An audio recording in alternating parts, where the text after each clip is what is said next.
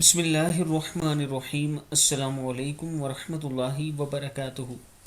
Abida channel کی طرف سے آج میں اپنے دوستوں کو رسول اللہ صلی اللہ علیہ وآلہ وسلم کا ایک فرمان بتاؤں گا کہ حجر اسود قیامت کے دن کس حالت میں آئے گا۔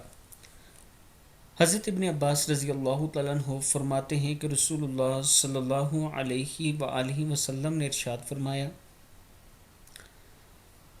یہ پتھر حجر اسود روز قیامت آئے گا اور اس کی دو آنکھیں ہوں گی جن سے دیکھے گا، اور زبان ہوگی جس سے گفتگو کرے گا۔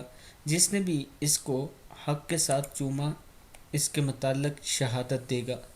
ابن ماجہ کی حدیث ہے یہ۔ جس نے بھی اسے چوما اس کے متعلق شہادت دے گا۔ اللہ تعالیٰ نے اگر آپ کو مال اور دولت سے نوازا ہے تو حج اور عمرہ ضرور کیا کریں۔ السلام علیکم ورحمۃ اللہ وبرکاتہ۔